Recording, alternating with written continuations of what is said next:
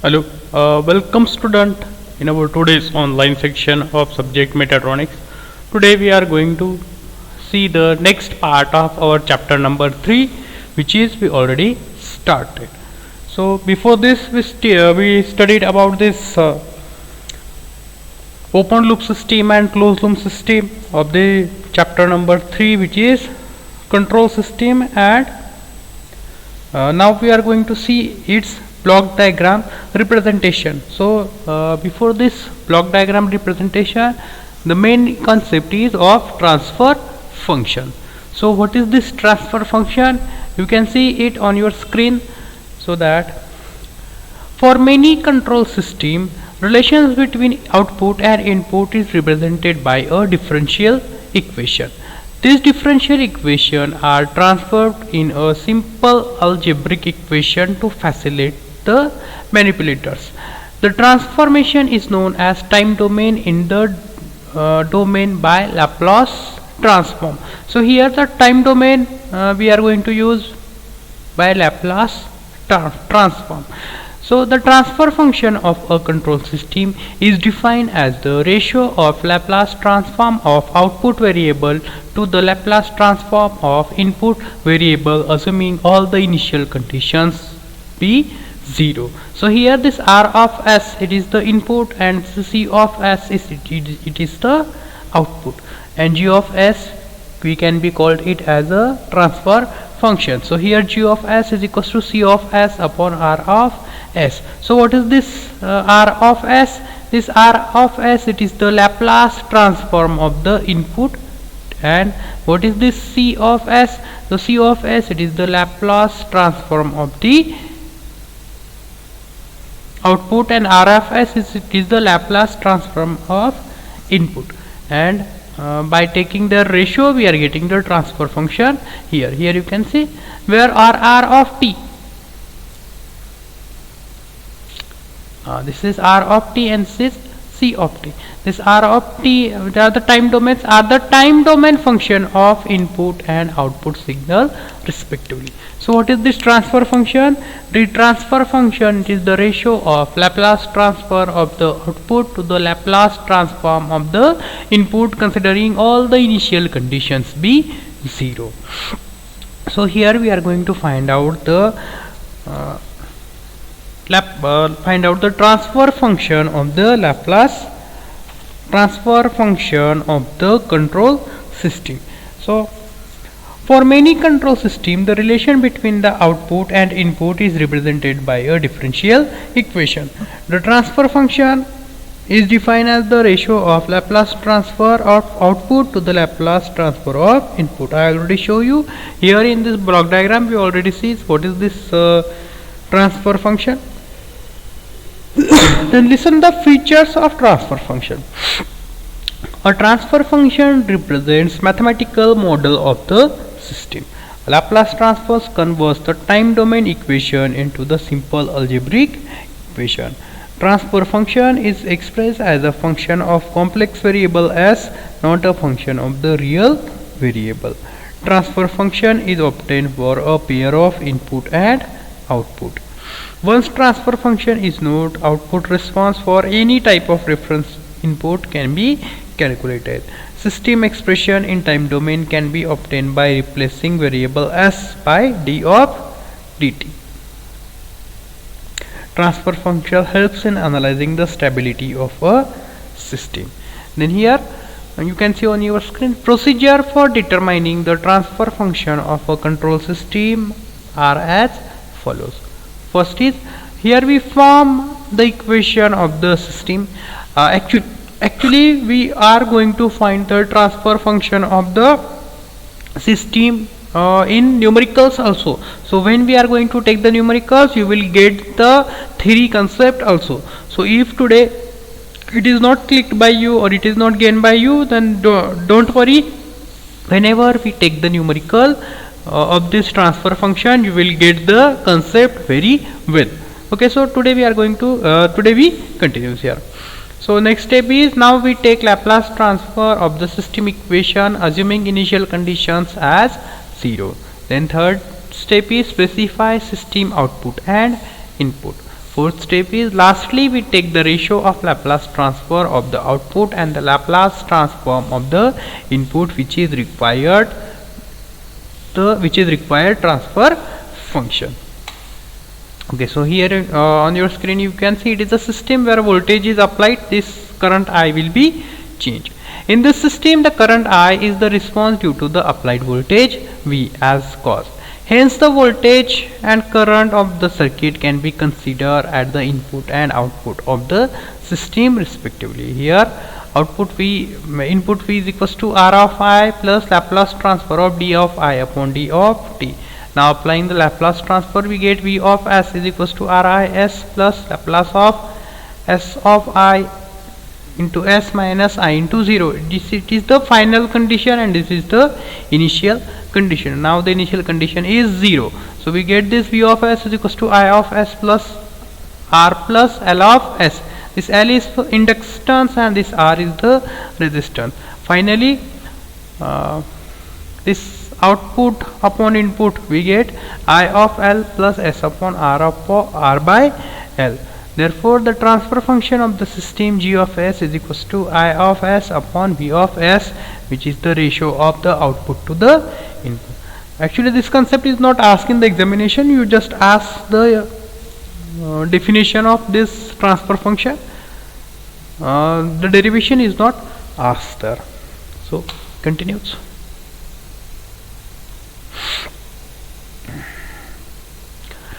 Transfer function of a closed loop system.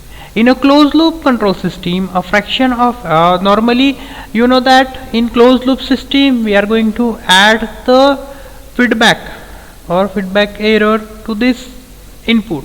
So at that time how the transfer function will be calculated? So here in a closed loop control system a fraction of output is fed back and added to the input of a system. Here the H of S it is the feedback. So if H of S is the transfer function of the feedback path, then the transfer function of a feedback signal will be B of S is equals to C of S into H of S at the summing point. This is the summing point, H of S plus B of S. So summing point we will see in the next slide.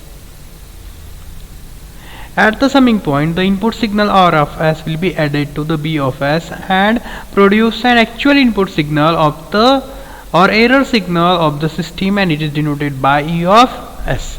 So here we are having some calculation, but this will be not asked. So here directly we are going to take this transfer function for this closed loop will be G of S upon 1 minus plus G of S into H of S, and this C of S it is the output and R of S is the input. This H of S is the feedback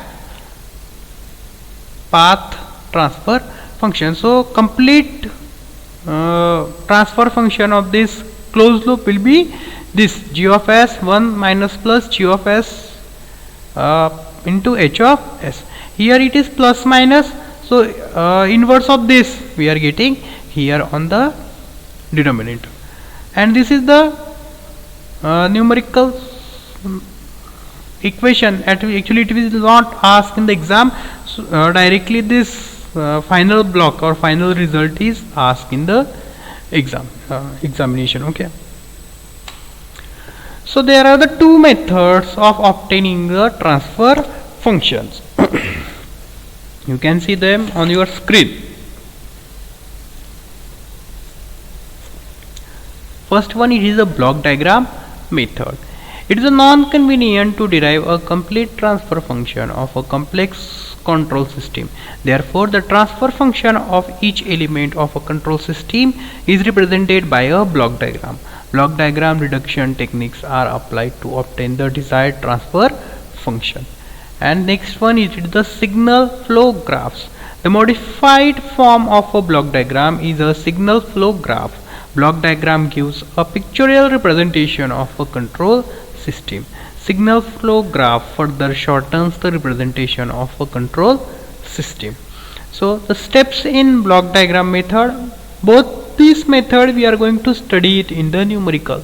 So whenever we are going to take the numerical, you will get this concept in brief.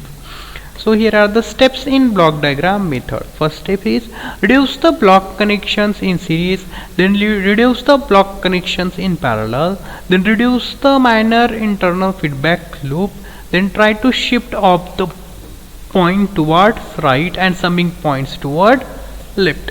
Then what is the shift take points and summing point? I will show you on the next slide. Then using standard transfer of simple closed loop, obtain the closed loop transfer C of S upon RFS of the overall system. So these are the steps.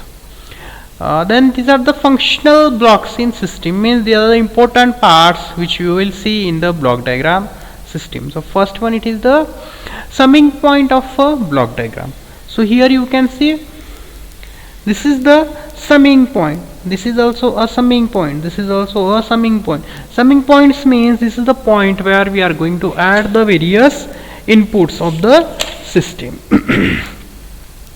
The output summing is the algebraic sum of different between the singles. Here all the signals coming to the summing point is these two are the plus and this one is the minus. So output is R of S, which is plus, then a plus X of S, and this Y of S is minus, so here minus Y of S.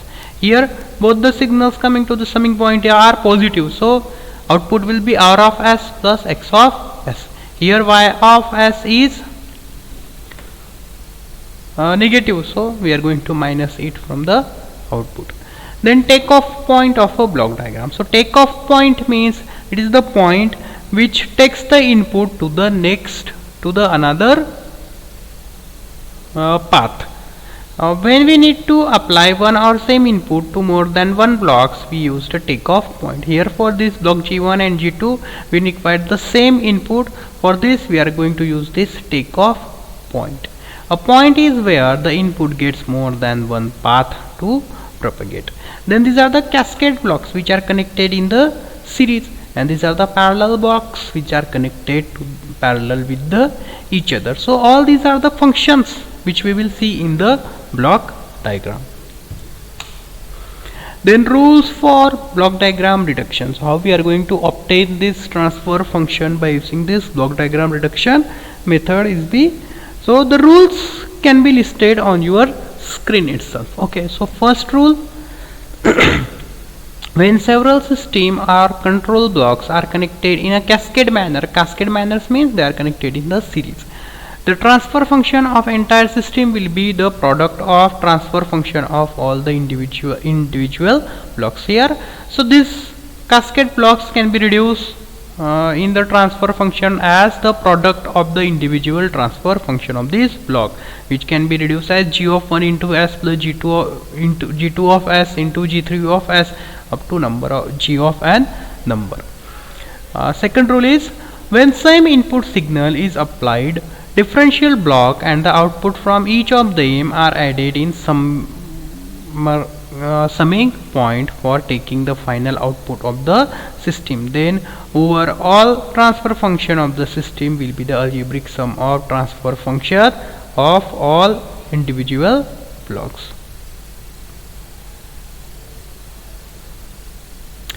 Here these are connected in the parallel manner, and all these are the having the plus symbol at the summing point. So the final output will be final output or final transfer function of this system will be G1 into S plus G2 into S plus G3 into S. So here we are going to reduce this parallel block in this manner here. Then summation of input signal is represented by a point called a summing point. I already told you what is the summing point. It is a summing point, and the various signals coming to this summing point can be added in the algebraic manner. Where it is the -1, then we need to minus it. Where it is a +1, we need to plus it. Then rule for shifting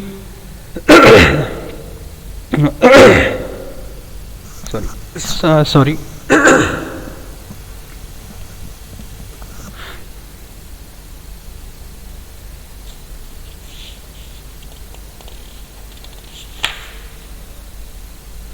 Okay, the rules for shifting of takeoff point. It is the takeoff point means it sends the same signal to the other block. So when we are going to shift the signal point from A to B or from left to right, at that time the output of this system must be same. So how we are going to achieve this? If you shift this point from A to B, then at that time you need to add this transfer function 1 upon g of s to the path. Okay, so principle of shifting of takeoff point is that it may be shifted either side of a block, but the final output of the branch connecting to the takeoff point must be unchanged. So here if you are going to shift it from left to right, then this 1 upon g of s will be going to add to the system, so that the final output of the branch remain unchanged. And if you are going to add it from right to left, at that time we need to add this transfer function g of s to the system, so that the final output remains the same.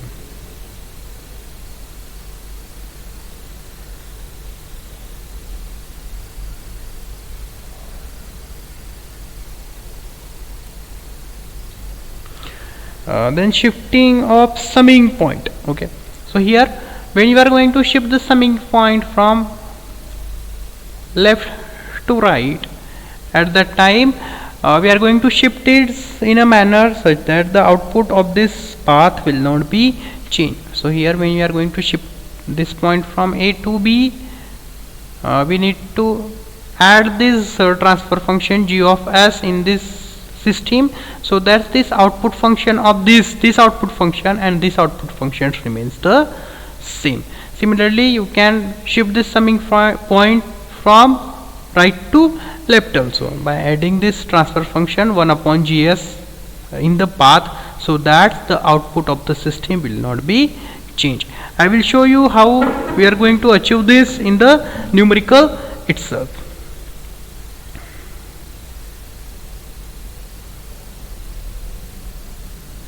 Similarly, the feedback loop elimination is also need to perform while solving the numerical by this block diagram reduction. So here in this feedback loop elimination,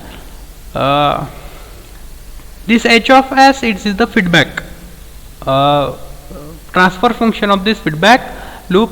So by reducing this g of s upon 1 minus plus g of s into h of s, we can eliminate the feedback path. Here it is a plus minus, so here in denominator we have it as a minus plus, means it gets inverse itself. Okay, so by keeping this output of this feedback path same, we have to solve this numerical of this block diagram method. Okay, so here are some numericals of this finding the transfer function of using this block diagram reduction method. I will show you in this next online section of the subject. So today we are stopping. If you are not getting the today's section, it will be teach in the deep when we are going to take the numerical itself. Okay, so here we are stopping.